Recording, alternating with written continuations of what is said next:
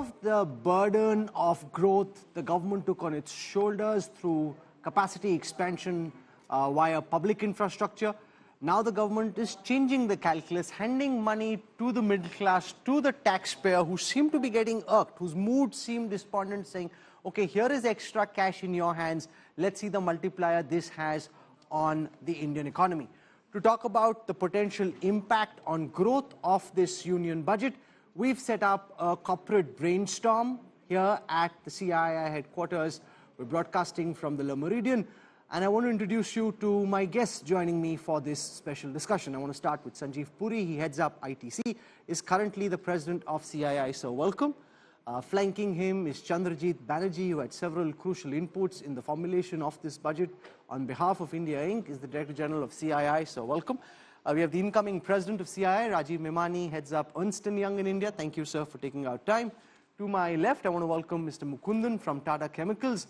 Then we've got the infrastructure member, Vinayak Chatterjee, and we've got Naresh Trehan, who's representing the pharma sector, health sector, and remember, not just during this budget, we're also hearing from Donald Trump that there could be new tariffs against the Indian pharma sector. So what impact will that have?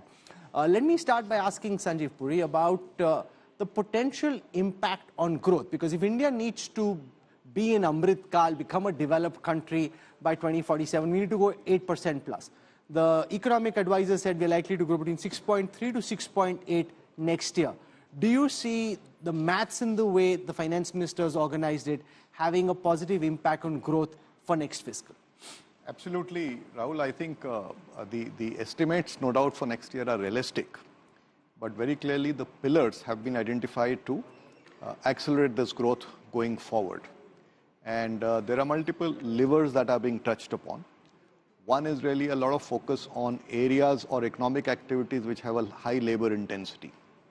So agriculture being one, MSMEs, within MSMEs, things like toys, then we're talking of tourism, a lot of focus on exports, and this whole idea to have an integrated view, cross-ministerial group, because, you know, given the global context, we need agile responses and very targeted responses, and there are already barriers coming up in global trade.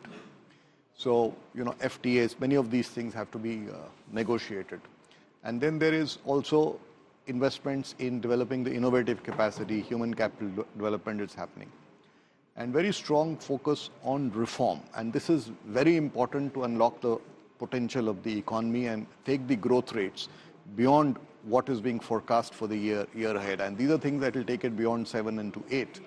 Ease of doing business, cost of doing business, very clearly setting up a task force to create the vision document or the blueprint, so to say, very clearly focused on recognizing much of this has to happen at the state. So the collaboration with the states, incentivization of states, I think these are all positive steps. And, you know, we are also seeing some relief to the middle class in the form of income tax.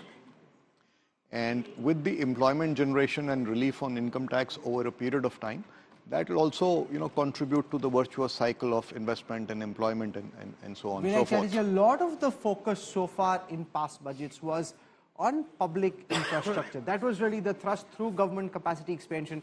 That's not stopped, but that's been paused at the levels where it was last year. No significant increase in allocations. The government's view now is give money to the middle class. Let's see if they spend and if that can spur demand. How do you see this work out in terms of spurring growth? Well, actually, this is the fundamental question of this budget. For the last decade, and largely with this government, from 2014, the governing mantra has been, and accepted by all of us, that large outlays, public outlays in infrastructure spend were to pump prime the economy. And the government gave out statistics that for every 1 rupee spent on infra led to 3 rupees of GDP growth, and 1 rupee spent on direct benefit transfer kind of transfers would lead to 90 paisa of GDP growth. So for almost 10 years, we have seen this philosophy at work. If you saw the last many years, 5 lakh became 7.5, 7.5 became 10. So we've seen 30% increases in capital outlays in budget after budget, till suddenly last year we saw 10%, and finally this year we are seeing 0%, flat, right? So the question I pose before you, your viewers and this panel is, is this a signal of a significant shift in government thinking that very large outlay increases in infrastructure will no more be used to pump prime the economy, but we will now move to a different economic doctrine where rising consumer demand, a la reduction in personal taxes, or private sector capex, or hopefully the increase of manufacturing through EODB kind of measures would now substitute this governing mantra. So the question is it going to work? Are there apprehensions? Are there issues? And does this, honestly, to come back to the original question, does this budget signify a significant shift in economic thinking that we have followed for the last 10 years? I have one or two more issues that deserve discussion, but I'll lay this for... No, but because the fact also is that the allocation which was made last year, for various reasons, including the general election and the long campaign, didn't get spent. And therefore, the government is saying there's no point in just increasing allocation in public infrastructure if it can't get spent. Let's allocate the same and let's spend that money first. It's a very contentious argument. I'll tell you why. Here is a nation that is following a mantra of increased infrastructure spends, which have multiplier effects on jobs, cement, steel, vast amount of industries. And then you turn around and say, you know, guys, I have hit a roadblock on execution capacity in project development and project execution. And hence, I can't spend the money I have. Now, should an economy like and a nation like ours that's pulling ourselves by the bootstrap now face this new constraint that project development and execution capacity leads us to not even use the funds that we have? And secondly, it's a vicious cycle. You say, I have not executed, so I'm cutting outlays. Next year, you don't execute again. Are we going to get into a vicious spiral of saying, I have reached a roadblock on execution capacity, I'm going to cut outlays? It's a very serious, vicious cycle. Let me stop here.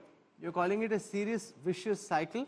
Chandrajit Banerjee, are you seeing a significant change in government thinking? Because a lot of the economists have been asking for the government to do something to spur consumer demand. Now the government's taken the bull by the horns and said, okay, this is what we can do. We can rationalize income tax structures in a way that we leave more money in the hand of the income taxpayer. Will that have the multiplier effect that's required to push our growth from 6.5 to take it above, closer to 8? See, consumption itself is a large chunk of our economy. And we have all been talking about much before the budget as to how do we prime consumption. And we have got much more than what one desired. That's point one. And I think it was necessary. The government also, as Vinayak mentioned, has been heavy lifting in terms of capex over the last many years. And there has also been this question as to when does private sector kick in with in terms of investments. And private sector kick in with investments, we have had many discussions on how do we move towards ease of doing business, cost of doing business, decriminalization, etc., that all have been pretty well addressed, number one. Number two, if you really look at the type of infra spend now, which is on rural focus, the 50-year interest-free loan to states, if you really look at things like how we are looking at the national monetization pipeline 2.0, that itself is a lot of money. But they haven't explained where the money will come from, where it will be used. They just put out a figure of 10 lakh crores. That's right. There's 10 lakh crores, and of course, much of it will come the way it will. And these are sort of indicators that there is now a huge role for the private sector to come in, which has been being mentioned.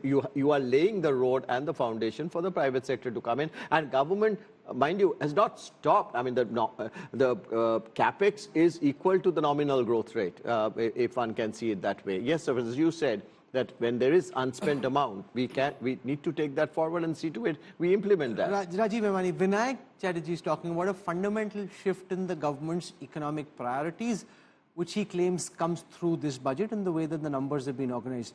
Do you think that's the right way to have gone, given that there's been so much talk about the need to spur demand, particularly in urban areas? Yeah, I mean, I wouldn't entirely agree with what Vinayak is saying. I definitely do agree that a little bit more allocation would have, fired up the animal spirits much more. And allocation on government capex, on government capex. But why should the expectation always be from all of you for the government to be spending more on capacity expansion? I agree with you. I'm not. What I'm saying is that that's why I'm saying that I have disagreement with Vinayak. The number could have been slightly higher, but we can't fire on only one cylinder. I think, the fact that for this to grow. And actually, if your fiscal deficit has moved down and has come from 4.8%, now you're projecting 4.4%, and your capex to GDP ratio is almost being the same, and the capex is growing at the nominal GDP growth rate, doesn't mean that we are curtailing down. It means that yes, the capex spend will grow, but at the same rate at which the GDP is growing. Now we need to fire up the other cylinders. What are the other cylinders? You know, industry is saying that consumption, urban consumption is slowing down, rural consumption has picked up. Let's try and address urban consumption. And they have given a massive relief, which was much beyond anyone's wildest expectations. And I think it's also equitable because a lot of middle class and lower income was suffering because of inflation. So there is an aspect of economy, there is an aspect of equity in that. The third is, how do you spur manufacturing? I think, as CB also mentioned, there is investment in manufacturing that's happening. Private sector is investing, but the expectation is, as you mentioned, that they need to step in more. So if you have to step in more, first is you have to have enough economic space so that all savings are not directed towards government. So your fisc has to stay in control. The biggest thing that all industry was saying was that one is demand has to come back, so you spur the demand through consumption. The second thing is that, you know, ease of doing business has to come. There has to be greater simplicity. There has to be better cooperation between various ministries. We have to start looking at public-private partnerships again. There has to be better coordination between center and state. And you have to look at the long-term direction of where this is going. So if you look at that, the budget is also trying to push manufacturing, particularly labor-intensive manufacturing, and manufacturing that goes into new age, whether it's EVs, solar grids, other things. So trying to push that area of manufacturing, trying to push consumption, and at the same time, anything that's capex-led. So I think it's a more holistic. I don't think it's a change in stance, but definitely addressing what the industry has been saying. Now the question then, Mr. Mukundun, is the impact this 1 lakh crore rupees, which the finance minister says is direct taxes that she's letting go of, will have on consumer-facing sectors and the economy, and the kind of multiplier that these consumers, when they go out and spend, the kind of multiplier this has on economic growth. So what's your reading of the money that's been left on the table by the government for consumers to go out and spend? So Rahul, I think firstly, let me address the whole issue which we started the discussion with. Was there a pain in middle class? Has it been addressed? It's been addressed. Now it puts money in the hands of the people. But the second big issue is that we also have addressed the issue of jobs. For example, there's a focus on agriculture, focus on MSME. I'm going to come to your point. And thirdly, they've also identified they don't want to let go of the fiscal glide path. So 4.4 they've addressed. What they are now saying is, as far as infrastructure is concerned, it's not infrastructure the way we saw before, but there are many layers to the infrastructure which we need to unpeel. One is the gap in infrastructure. They're saying 3-year project pipeline of public-private partnership. They've asked for that. And that is something which will absolutely fill the gap, which we are saying that there's a slowdown in spending or whatever. It is not a slowdown. It's like inviting the private sector to come in. If private sector is to come in PPI mode, then there must be trust. If you look at this budget, the first time, 10 times the word trust was used. And there was a very clear focus on making sure there's ease of doing business and cost of doing business, and also decriminalization laws, which will bring the private sector also to play a role in infrastructure. So I would disagree with what Vinayak has been saying. This budget is shifting from government only mode to say we are in partnership with everyone in India, a Team India partnership. But let me add a point on what we should count more as infrastructure. For example, the commitment of 20,000 crores to 5 nuclear power plant and committing to getting to 100 gigawatts of nuclear power is a game changer. If you want a base load power sector, if it has to go more and more in solar, it needs more base load. And you don't want to put coal-fired base load, you need to go nuclear. But that's also responding to Donald Trump and the fact that Prime Minister Modi will be going to America in a couple of weeks from now. So let me finish my whole thesis, okay? You're going into nuclear as that is the only deal to be done. But if you look at what has been said in terms of civil aviation, there's a whole process which she has said is that she's going to work with customs, she's going to work with civil aviation ministry to make sure ease of moving the goods out of airports. Today, the biggest bottleneck in electronic shipments outside is not electronic production. We can get it done. But if we don't get more airlines to cargo planes to come and take off from those airports, we have built the airports. But how do you increase the capacity? The goods cannot be sitting 35 hours in an airport. It has to move in 3 hours. And Chennai airport has done it. So now they are following the whole pathway of increasing, and she has spoken about it. Then there's an emphasis on shipbuilding and ports. Why? You want to export more. You want to get your goods across and plug into global value chain. What are our partners telling? We can make here. We are happy about it. But how do we get our goods to market more competitively? So we need more competitive ports, we need more ships, we need more shipbuilding, lesser turnaround time. So the whole focus is on saying that, listen, can we get the last mile addressed? So when I say infrastructure is not just about building buildings, but also making sure they're effectively used, efficiently used, and in a way that it sort of promotes the outcomes which we want to do. Now, coming back to your point about, I think there are 3-4 areas where I think India is in need of technology. Let's be very clear about it. We are building Bharat small reactor. 5 of them are being put out for a bid, and the bid many companies are participating, including many companies from our group. So there is going to be an effort to get into nuclear power. But there are also reactors which are micro reactors, for which the technology is lying with US. We must access the technology. For example, if we get micro reactors, you can make each village, each city power independent. That doesn't need big size. You put in a 40-foot container to give nuclear power. These are technological advances towards sustainability where US has an edge. Secondly, I think the other big thing which we need to also focus with US is about how do we diversify our defense equipment. For example, we've invested from Tata Group into defense, for example, building the cargo carrier where private sector has come in. But really, I think, again, partnership with Europe, partnership with US is extremely critical in that space to move away from single source of our defense. I'm not by any chance saying there's an issue related to the previous source of defense equipment to the newer one, but the new technology really does address getting access to drone technology. How are we going to get lastly, if you want to also prepare talent to cope with it, how do you do it? Now the focus is on saying, listen, I'm going to give broadband to each village. District level school. Now imagine each district level school now has access to broadband, and the kids in 5th and 6th class get access to the latest pedagogy, latest things which are happening around the world. They've got Atal Tinkering Lab to become more creative. You have a situation in 10 years time when these people will be ready for workforce. We'll have a skilled workforce which is creative, willing to adopt AI, not getting afraid of AI, saying that AI is a game changer for us to participate in the world market. So that's the positive. Let me get Vinayak Chatterjee to respond before I go across to Dr. Rehan. The argument that Mukundan makes is that look at infrastructure more broadly. It's not just physical infrastructure in the form of more roads, more highways, more bridges. It's the whole spectrum of infrastructure spends, and the budget is doing enough to address it, even if the allocations to just physical infrastructure haven't necessarily gone up. On a lighter note, this is the first budget in 30 years of participating with CII in these post-budget discussions that I've not heard 3 words mentioned in the budget. Road, highways, railways, and infrastructure allocation. These 3 words are absent in the budget speech, by the way. This is just a little lighter comment. See, I am not denying that every budget has a slew of interventions on infrastructure. BharatNet was announced broadband 10 years ago. Kusum solar pumps was announced some other budget. Every budget sees 10, 20 initiatives for the infrastructure sector. So this is, the fact that another new list has come up to say, okay, this time it's nuclear power, solar, small module reactors. It is schools connectivity.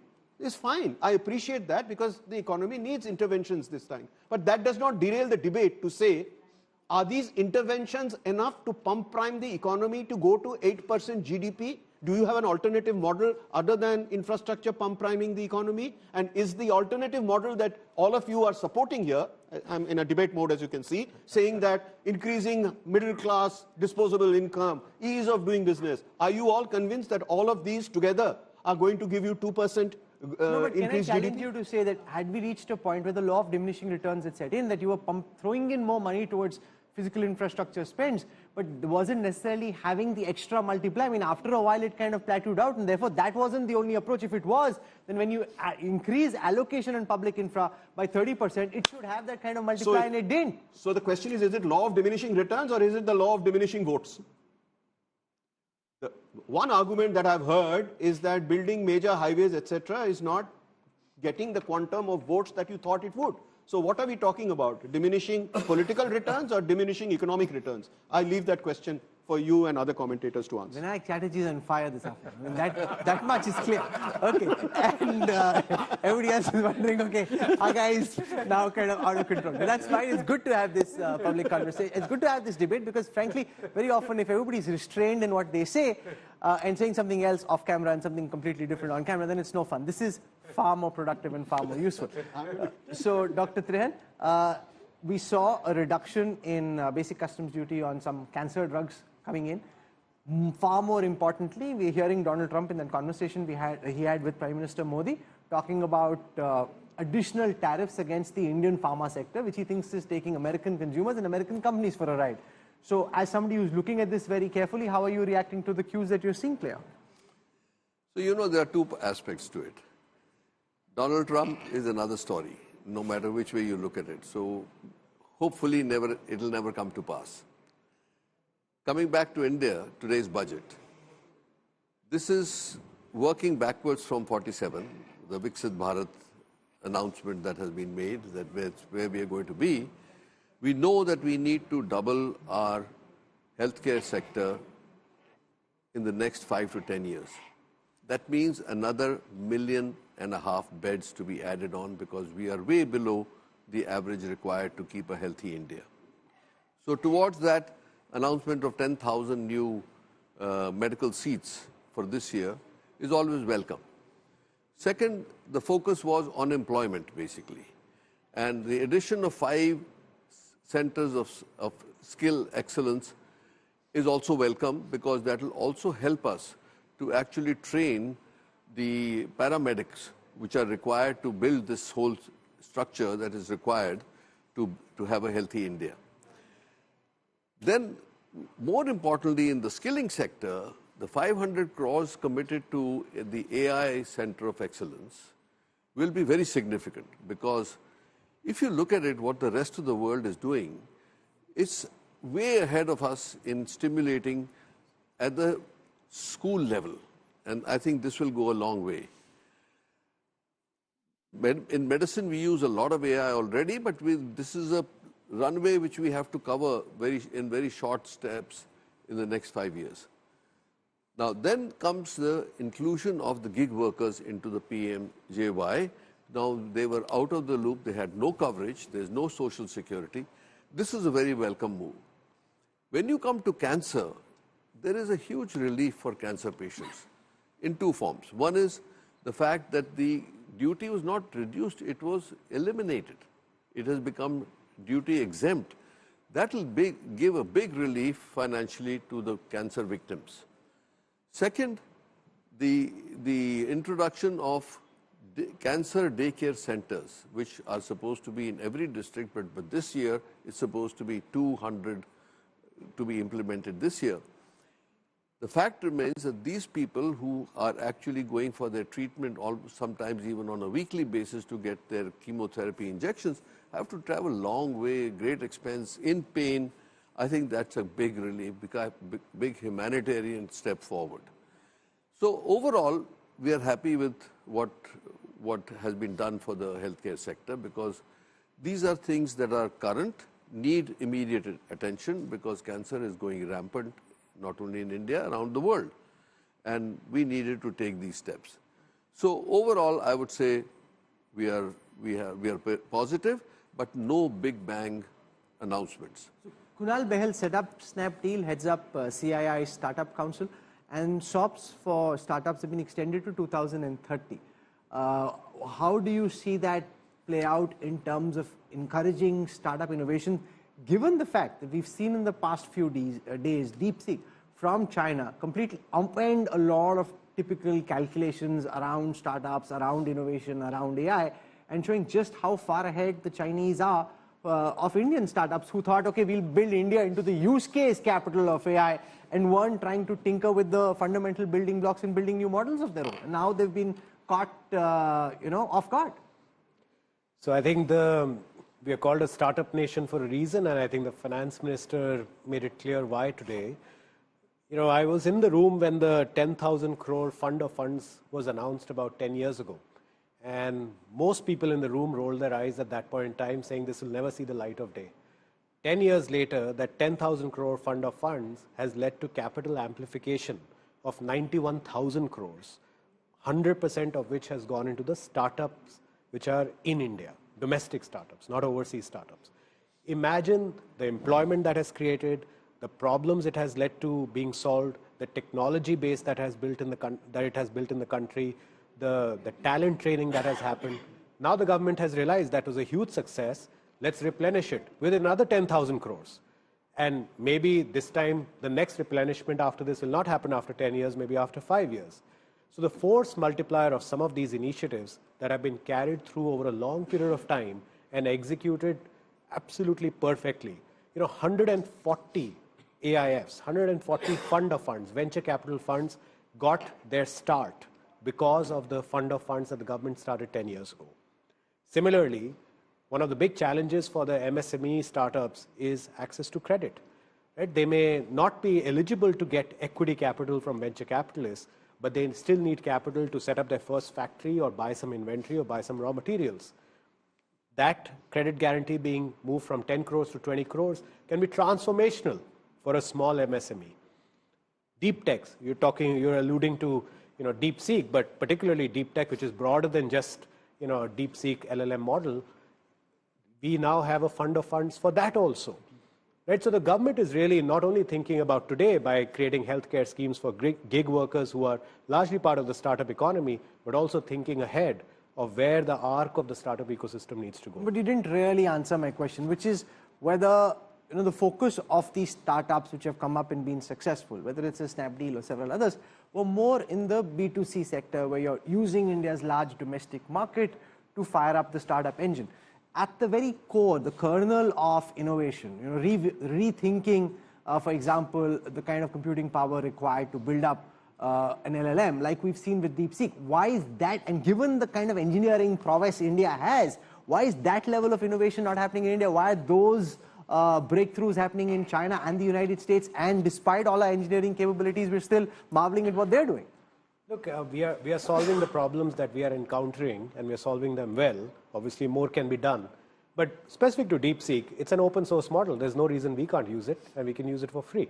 Right? So then nobody's stopping us. If someone else has done it and given it for free to the rest of the world, let's use it and build on top of it. That, at one level intrigues me, at another level concerns me, Chandraji Banerjee, that there's a lot that's been built, but largely to tap into the domestic market. Is there any idea that you have or what you think we should be doing to try and tackle the problem at its core? There's so many hyper successful engineers coming out of India, but they're not trying to address the core issues. Rather, they're looking to build use cases of AI. So you were in Davos, you heard India is becoming the use case capital of artificial intelligence, but they're not addressing the core problem like the Chinese companies were.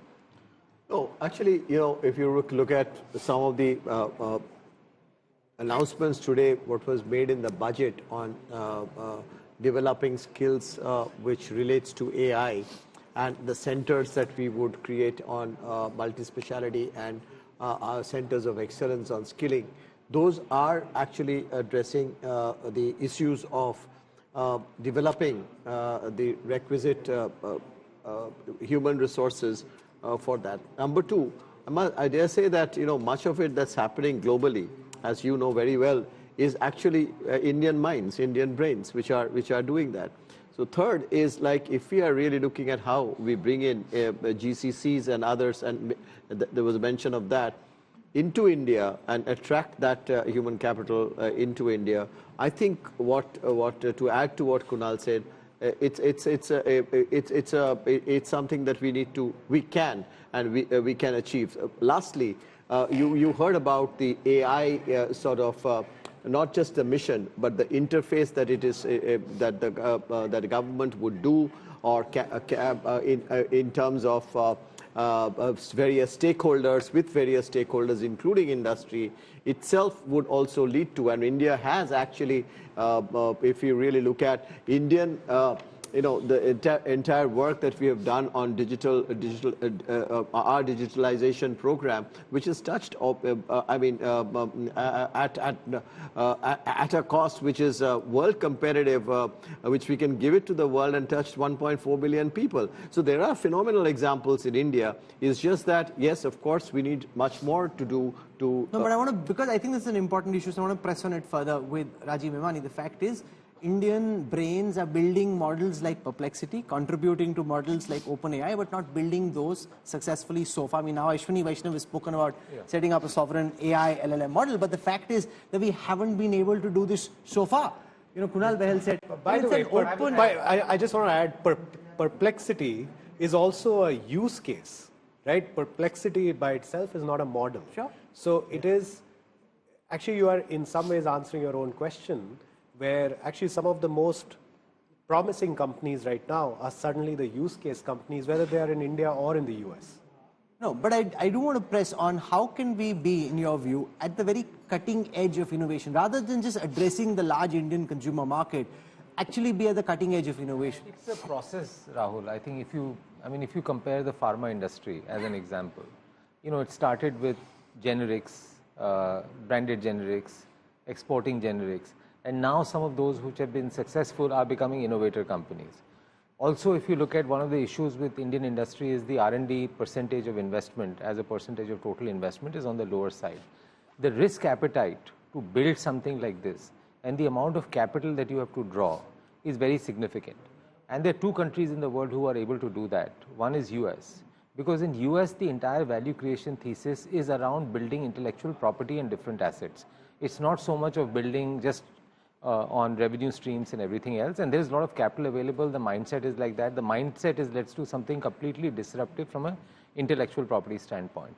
China, there's a massive state sponsorship for this. So it's partnership with government and everything else.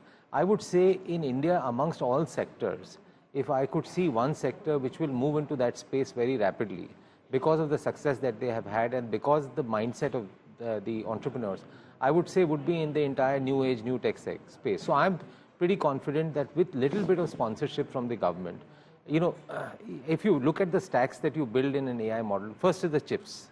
Chips, NVIDIA is there, some Indian companies are adapting that, right? Then you go to data centers on that.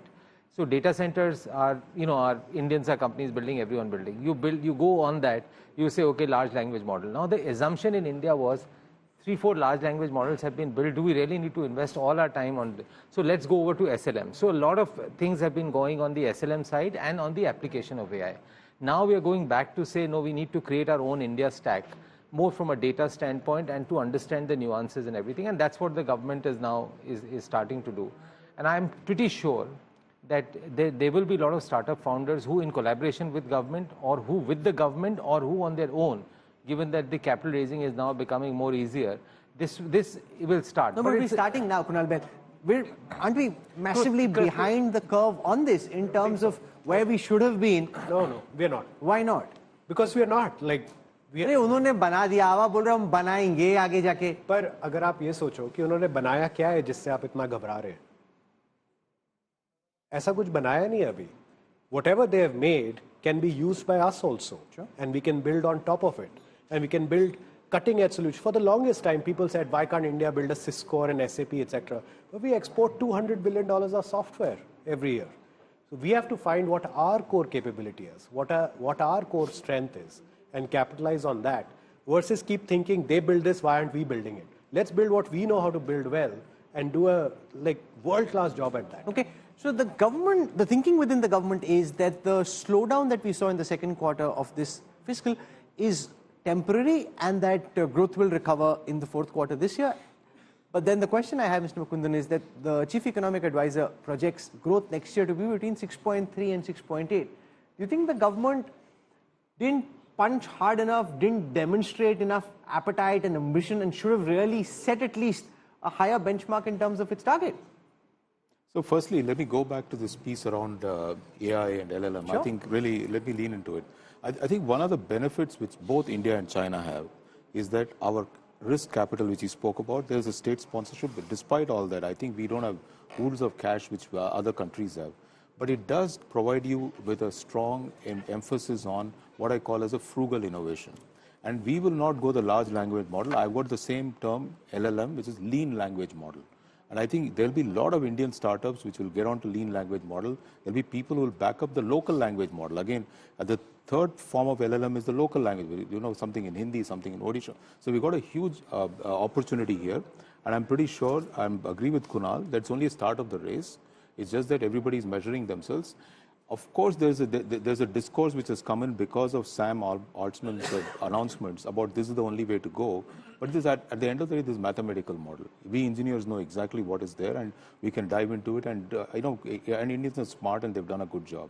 So I'm very hopeful that we won't be way behind. If we could launch our our space satellite 25 years after Sputnik went up, and we were the first one to go on the dark side of the moon and land it in that spot which we need to. I think there is an opportunity here which we should not lose sight of and stop investing. We should continue the investment. That's my emphasis and thesis, and I fully agree with what Chandrajit said. The 3 centers of excellence are critical. And the centers of excellence in terms of each of the institutions in IITs and Indian Institute of Science, where they're teaching this new mathematics as well as the AI use cases as well as AI, is extremely critical for the future. We must continue to invest in talent. That's one piece. Now, going back to your question in terms of, did we punch hard or punch low? I think the fundamental point is this is the first economic survey, 500 pages long. From the time I've been in MBA, I've been reading every economic survey, cover to cover. Where I read it, it did not bore me. There was a story being told, there were cases being highlighted, which were extremely practical. I want to compliment the CA for the effort he has put in bringing out something which is so readable. Now, what is the budget doing? Budget has pulled out from the economic survey foundation and has built upon it 6 areas of reform. Firstly, it said agriculture. Let's fix where the employment is high. Then it has gone into MSME. Then it has gone into exports. Then it has gone into investment. Investment not just in physical capital, you highlighted, into human capital, various types of investments. And all these are needed. Then they've said reform. Without reform, you can't build trust. That is the change. And lastly, keep the fiscal glide path. These are the 6 pillars of this budget, the way I've looked at it. And it triangulates all the pieces. And the outcome may well surprise us. It is rather to be pleasantly surprised than to be despondent because it didn't turn out. Okay. So that's where I want to put that same question to Vinayak Chatterjee. Are you disappointed that the target for growth is in the range of 6.3 to 6.8? Would you have liked to see the government take a more ambitious target for growth? I agree with him. I'm waiting to be pleasantly surprised.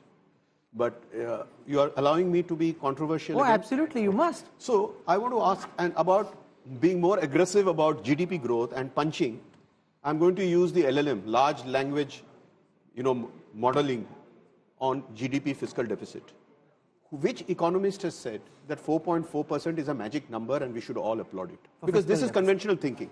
There is a very large school of macroeconomists who argue that for countries like India that's trying to pull themselves by the bootstrap, to pull millions of people out of poverty, to create jobs, to get all the multiplier effects of massive GDP growth, there is nothing sacrosanct about a 4.4% fiscal deficit target. But we are all brainwashed into thinking that's great and we all applaud it. What is wrong with a 4.9% fiscal deficit? You add 0.5% more, do it carefully as many economists suggest, do not give freebies and wasteful expenditure, asset building, nation building, and with the government's own multiple of 3, a 0.5% relaxation of fiscal deficit, taking it to 4.9 will give you 2 lakh crores more of GDP, which multiplied will give you 2 lakh more of investments, which multiplied by 3 give you 6 lakhs more of GDP. So I am questioning some fundamentals rather than taking everything as laudable and given. Can I counter that by saying that we've already seen indications from rating agencies that India is on the verge of a rating upgrade. And if that were to happen, more bond money would come into India, which has its own virtuous effect. So there is logic in being financially conservative rather than going down the other path. And if you do, then there is no way that rating upgrade will happen. So the million-dollar question is that what is the magic number? Suppose I was an economist and I argued with you that the magic number is 3.9 and that 4.4 is really not acceptable. No, but the government has set a fiscal glide path. You can't keep changing your mind on the path that you're setting for yourself. The question is, you are setting this budget in a situation where you have seen 5.4% GDP. You have seen GDP growth slipping. You have seen central capex slipping. You have seen states capex slipping. You have seen rural and urban demand slipping. You have seen job creation slipping. In this scenario, where you have to pull yourself by the bootstraps, I could give you a convincing set of arguments for that for this year. Let us go back to 4.9%. 2 lakh crores more of investment. No, but then your numbers have no credibility with the rating agencies. Yes. Vinayak, the debate, nobody wants to debate with Vinayak, and we all humbly submit to Vinayak's debating prowess. But after having done that, there is something, and I would like to tend to talk about. If we really we wouldn't have focused on fiscal prudence. It's just not the credit rating agency.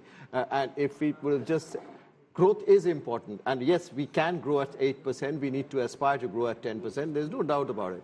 But we also need to be cautious about overheating, etc. But look at the other point which has come out very prudently in the budget is the debt target. If you really look at the debt to GDP ratio, which is now being targeted to 50 plus minus 1% by 2031. That also shows that, that also, you talked about credit rating agencies, that also brings in investment. So there are other mechanisms which are being... you want to come in on this? Should the government have tried to do more to grow faster? Well, let me put it this way. First of all, I think fiscal glide path, fiscal prudence is important. And it has many ramifications. I think CB already alluded to that, so I'm completely aligned with that, and that was also CIA's recommendation to stay with the fiscal glide path. It is also a stated position that the debt to GDP will slide by 1% year on year, and I think that's the right thing to do. The other fundamental thing, if we look at it, from the figure we are talking about 6.3 to 6.8 for next year, what is it really required to get to that 7, beyond 7 and 8? I think the most important thing is job creation at scale, and job creation at scale in a sustainable fashion. So how do you create jobs at scale? So you create jobs at scale by revitalizing and providing impetus to sectors that have a high labor intensity. Now, agriculture, just to take an example, has nearly 50% of the workforce in India. If we can improve farmer incomes, and I think the approach that the government has taken this time, more targeted and focused, 100 districts, integrated approach, has got a certainly great potential of success there. And it's been done, for example, in aspirational districts. There are about 100 plus districts there, and there were the public-private partnerships. And in that public-private partnerships, farmer incomes have actually grown substantially, in fact, doubled in many cases. Look at MSMEs, in that particularly look at footwear, look at toys, look at tourism, and look at exports. Now, these are all sectors that typically have high labor intensity, right? And that's what the budget is, the whole budget is around. The second point I want to say is that to make these happen faster, what needs to make this happen faster and more of it to happen is certainly a lot of ease of doing business, a lot of flexibility in labor regulations, a lot of next generation reforms are required. And that, I think the statements there, we must acknowledge a strong statement, setting up a high level committee to kind of create the blueprint for it. So these are things that will over time take the trajectory of the economy to 7 and beyond. So I think a lot of pluses are there in the... The message in the economic survey was get out of the way, and there's a high risk of economic stagnation if you don't. Setting up a committee is just the first step. The recommendations of the committee, then the implementation of the recommendations of the committee, that's where the proof of the pudding lies. But let me also say this, that it is, while the vision is getting created, it is not that, what I read in the budget, it's not that everything is going to wait for the committee. Of course. On tax regulations, something are announced. On exports, the integrated approach, the incentivization to the states and collaboration with the states in certain areas. I think these are already steps being taken while the blueprint emerges. Sure. So we've had a fascinating conversation. It's good that everyone's spoken frankly, candidly, and what was in their mind, put that out on the table, which is the whole point of setting up this India Inc. brainstorm. So I want to thank all my guests for joining us and lighting up this debate with the power of their arguments. We had some differences in approach and argument, but at least it's all pushing towards the same objective, which is to get India to grow fast. Thank you for your time, and thank you for joining us.